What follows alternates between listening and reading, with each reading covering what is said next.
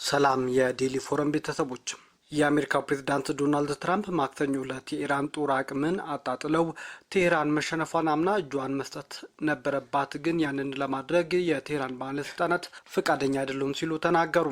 ትራምፕ በኦቫል ኦፊስ ለጋዜጠኞች ሲናገሩ የኢራን ጦር ደካማ መሆኑንና የመጫወቻ ጠመንጃዎችንም ይጠቀማል ሲሉም የኢራን ጦርን አጣጥለዋል። ኢራን በአደባባይ የምትለው ሌላ ቢሆንም በሚስጢር ግን ከስምምነት መደረስ ትፈልጋለች ሲሉም ተናግረዋል። ኢራናውያን ጨዋታ ይወዳሉ፣ ነገር ግን አንድ ነገር ልንገራችሁ፣ ከስምምነት ላይ መድረስ ይፈልጋሉ። የአሜሪካ ፕሬዝዳንት ዶናልድ ትራምፕ ኢራን ምንም አማራጭ የላትም በማለት የቴህራን ባለስልጣናት ከአሜሪካ ጋር ሲነጋገሩና ቴሌቪዥን ላይ ሲቀርቡ የተለየ ነገር እንደሚናገሩም ጠቁመዋል። ምንም አማራጭ የላትም፣ ኖራትም አያውቅም በማለት የኢራን ጦር መሸነፉን እንዲያምንም አሳስበዋል። የኢራን ጦር ባህር ኃይል፣ የኢራን አየር ኃይል ሙሉ በሙሉ መውደማቸውን የተናገሩት የአሜሪካው ፕሬዝዳንት ዶናልድ ትራምፕ የኒውክሌር ጦር መሳሪያ እንዲኖራቸው ኢራንን አንፈቅድላትም ሲሉም ጠቅሰዋል። አሜሪካ ኢራን ክፉኛ ደቁሳታለች ያሉት ትራምፕ በጠመንጃ ብቻ ጥቂት ጀልባዎች መቀነስ ችለናልን ብለዋል። ሰኞ ዕለት አሜሪካ በሆርሙዝ ወሽመጥ ላይ የነበረ የኢራን ጀልባዎችን መምታቷንም አስታውቃለች። ወሳኝ የባህር መተላለፊያው በኢራን በመዘጋቱ መውጫ አጥተው የቆዩ መርከቦች እንደሚያስወጡ የተናገሩት ትራምፕ 7 ትንንሽ ጀልባዎች ወይም እነሱም ፈጣን ጀልባ የሚሏቸው መተናል፣ የቀሩትም እነሱ ብቻ ነበሩ ሲሉም ተናግረዋል። ትራምፕ በኦቫል ኦፊስ በሰጡት ጋዜጣዊ መግለጫ ኢራን በጦርነቱ መጀመሪያ ወቅት 159 መርከቦች እንደነበሯት ገልጸው ያሏቸው እያንዳንዱ መርከቦች ከባህር ወለል በታች ነው የሚገኙት ሲሉም ጠቁመዋል። በባህር ኃይላቸው ምንም አይነት መርከብ የላቸውም ያሉት ትራምፕ ከዚህ ይልቅ 8 ትንሽ ጀልባዎች ነበሩ፣ እነሱንም ሙሉም አውደመናል ሲሉም ትራምፕ ተናግረዋል። ኢራን የተኩስ አቁሙን ጣሰች የሚባለው ምን ስታደርግ ነው ተብለው የተጠየቁት ትራምፕ ስለምነግራችሁ ታውቃላችሁ በማለትም ለጋዜጠኞች መልሰዋል። በጣም አስፈላጊው ነገር ምን ማድረግ እንዳለባቸውና እንደሌለባቸው ያውቃሉ ሲሉም ተናግረዋል። ዶናልድ ትራምፕ ኢራን መሸነፏን አምና እጇን መስጠት አለባት ያሉት ትራምፕ ይህ መደበኛ ውጊያ ቢሆን ኑሮ ይህኔ አቁመውት ነበርም ብለዋል። አሜሪካ ወደ ኢራን ወደቦች የሚንቀሳቀሱ መርከቦች ማገዷን በተመለከተ ሲናገሩም አንድም መርከብ ማለፍ እንዳልቻለ ትራምፕ አስረድተዋል። አንድ መርከብ ለማለፍ ሲሞክር ማስጠንቀቂያ ከተሰጠው በኋላ የአሜሪካ ጦር በአንድ ተኩስ ሞተሩን መቶታልም ብለዋል። ትራምፕ የሆርሙዝ ወሽመጥን ለማስከፈት ከጃፓንና ደቡብ ኮሪያ ጋር ትልልቅ ስምምነቶች እያደረገች መሆኑንም አስረድተዋል። በሚቀጥለው ሳምንት ወደ ቻይና በሚጓዙበት ወቅት ከፕሬዝዳንት ዢ ጂንፒንግ ጋር መልካም ንግግር ይኖራል ብለው እንደሚጠብቁም ትራምፕ አሳስበዋል። ዶናልድ ትራምፕ አሜሪካ በኢራን ወደቦች ላይ የጣለችው እገዳ እየሰራ መሆኑን ገልጸው ቴህራን ስምምነት ላይ መድረስ ትፈልጋለች ሲሉም ተናግረዋል። የሆርሙዝ ወሽመጥ ለእንቅስቃሴ ክፍት መሆኑን አሜሪካ አስታውቃለች። የአሜሪካ መከላከያ ሚኒስቴር ፒት ሄግስት፣ የአሜሪካ የጦር ኃይሎች ጠቅላይ ኤታማዦር ሹም ዳን ኬን በጋራ በመሆን ለጋዜጠኞች በሰጡት መግለጫ የሆርሙዝ ወሽመጥ ክፍት መሆኑን ተናግረዋል። የመከላከያ ሚኒስትሩ አሜሪካ ጦርነት አትፈልግም ያሉ ሲሆን ነገር ግን ኢራን የሆርሙዝ ወሽመጥን ዘግታ እንድትቀጥል ሀገራቸው እንደማትፈቅድ ተናግረዋል። ሚኒስትሩ አክለውም የፕሮጀክት ፍሪደም ግብ ገለልተኛ የሆነ የንግድ መርከቦች ከኢራን ጥቃት መከላከል መሆኑንም ተናግረዋል።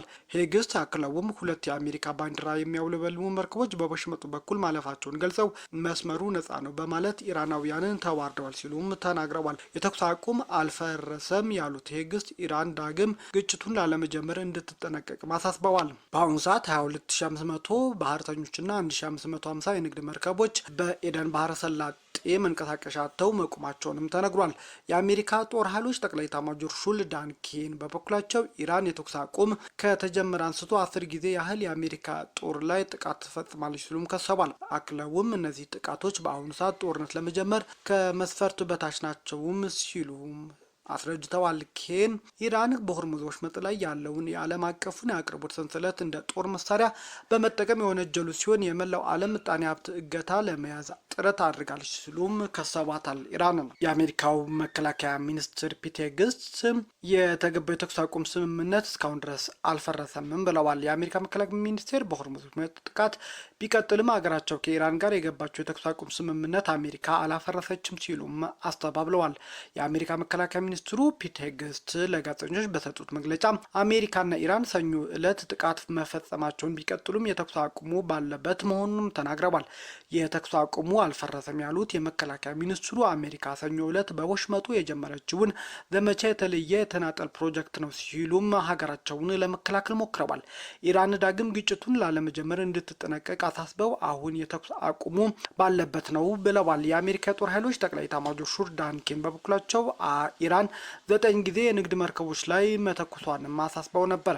የተኩስ አቁም ስምምነቱ ከተጀመረ ጀምሮ 10 ጊዜ የአሜሪካ ጦር ላይ ጥቃት ኢራን ፈጽማለች ተብሏል። በኢራን ጥቃት የተፈጸመባት የኤሚሬትስ የነዳጅ ማዕከል ጉዳት ሳይደርስበት እንዳልቀረ ተነግሯል። ኢራን በመካከለኛው ምስራቅ ሀገራት ላይ ስትፈጽም ለቆየችው ጥቃት ዋነኛ ኢላማ የሆነው የተባበሩት አረብ ኤሚሬትስ ፉጃይራህ የተባለው ዋነኛ የነዳጅ ማምረቻ ኢንዱስትሪ ዞን በቴህራን መመታቱ አስታውቋል። በአሜሪካና በኢራን መካከል ላለፉት ሳምንታት የተኩስ አቁም ከተደረሰ በኋላ የተፈጸመው ጥቃት አደራዳሪዋ ፓኪስታን ጨምሮ በርካታ ሀገራትና የአረብ ሊግ እያወገዙት ነው። ከዚህ ቀደም ጥቃት የተፈጸመባት ፉጃይራ የተባለው የነዳጅ ምርት ማዕከል የጥቃት ኢላማ እንዲሆን ያደረገው ምክንያት እስካሁን ድረስ በይፋም እየተገለጸ አይደለም። ነገር ግን ፉጃይራ የነዳጅ ኢንዱስትሪ ዞን በኤሚሬትስ በምስራቃዊ የባህር ዳርቻ ከወሳኝ የባህር መተላለፊያ ሆርሙዝ በስተደቡብ እንደሚገኝ ተነግሯል።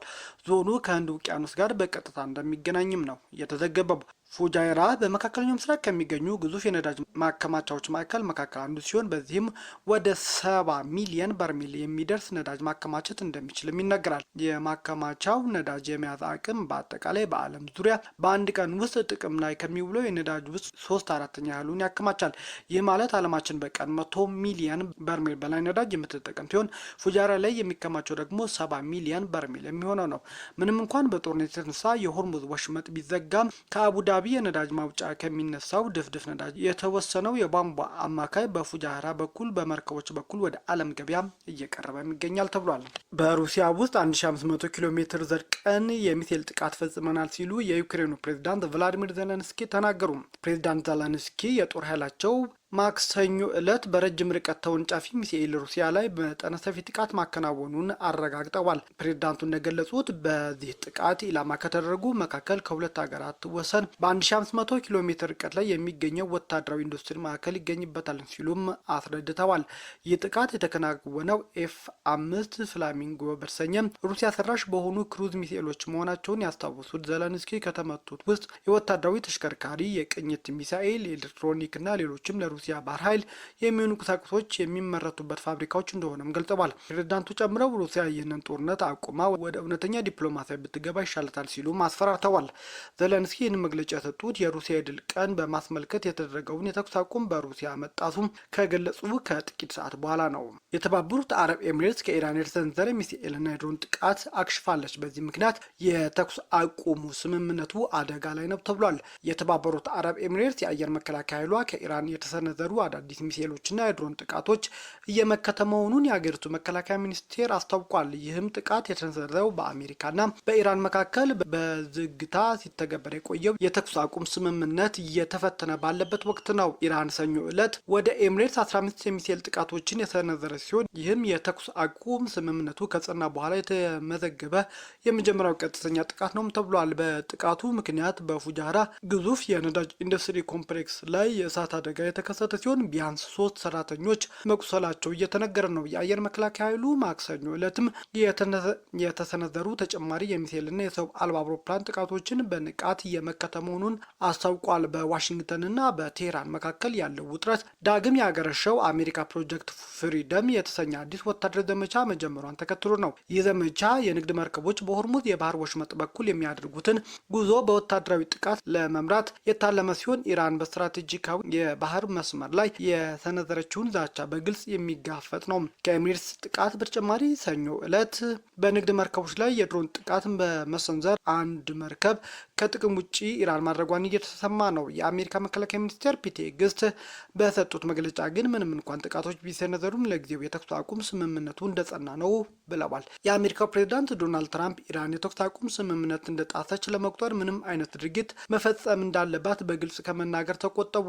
በኦቫል ኦፊስ በፊት ለጋዜጠኞች በሰጡት መግለጫ ኢራን ስምምነቱ ስትጥስ እኔ ራሴ አሳውቃቸዋለሁ በማለት ለጋዜጠኞች ምላሽ ሰጥተዋል። ፕሬዚዳንቱ አክለው ምንም ማድረግ እንደሌለባቸው በሚገባ ያውቃሉ በማለት ለቴህራን አመራሮች ጥብቅ መልእክት አስተላልፈዋል። ትራምፕ እኛ ገብተን ሰዎችን መግደል ስለማንፈልግ ብልህ የሆነውን ነገር ማድረግ ይኖርባቸዋል ሲሉም ኢራንን አስፈራርተዋል። ኢራን ባለፈው 2 ቀናት በተደጋጋሚ በተባበሩት አረብ ኤሚሬትስ ላይ ጥቃት ብትሰነዝርም የአሜሪካ መንግስት ግን እስካሁን ኢራን የተኩስ አቁም ስምምነቱ በይፋ ጥሳለች የሚል ክስ እያቀረበ አይደለም።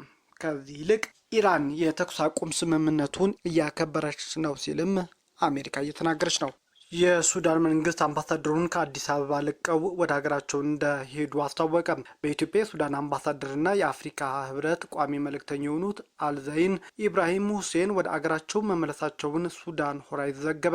አምባሳደሩ የተመለሱት ሰኞ ምሽት ላይ የሀገራቸው ውጭ ጉዳይ ሚኒስትር ያቀረበውን ጥሪ ተከትሎ ነው። ሚኒስትሩ ይህንን ጥሪ ያቀረበው በካርቱም ዓለም አቀፍ አየር ማረፊያ ላይ ለተፈጸመው የድሮን ጥቃት የኢትዮጵያ እጅ አለበት በሚል ተቃውሞ ካሰማ በኋላ ነው። የሱዳን የውጭና ዓለም አቀፍ ትብብር ሚኒስትር የሆኑት ሞሂ አልዲም ሰላም ትላንት በሰጡት መግለጫ አምባሳደሩ የተጠሩት ከአገሪቱ ፖለቲካዊ አመራር ጋር ለመምከር መሆኑን መግለጻቸው ይታወሳል። ጋዜጣው እንደዘገበው ይህ አይነት እርምጃ በዲፕሎማሲያዊ አሰራር መሰረት አምባሳደሩ በዚያው ማስቀረትና ግንኙነት ማቋረጥ ሊያስከትል ይችላል።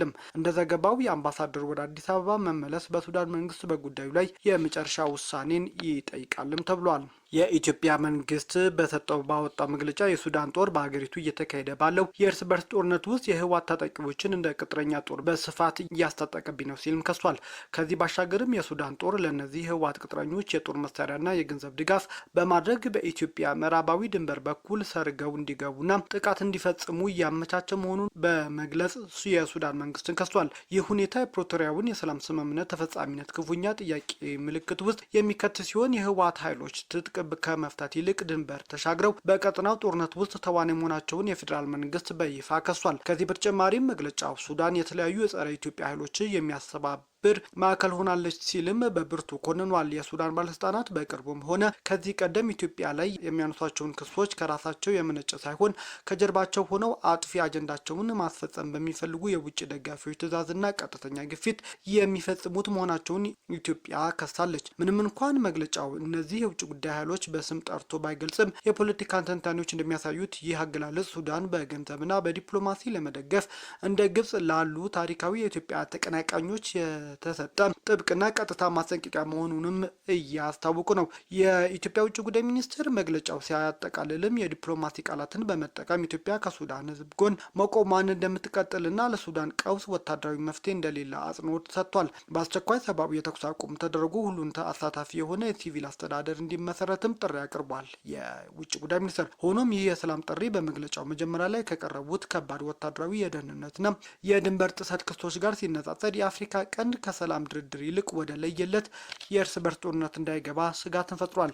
ቤተሰቦቻችን ዜናዎቻችን ከወደዳችሁ ላይክ አድርጉ፣ ለሌሎች ተደራሽ እንድንሆንም ሼር አድርጉ። አዲስ የሆናችሁ ደግሞ ሰብስክራይብ በማድረግ ቤተሰብ ሆኑ።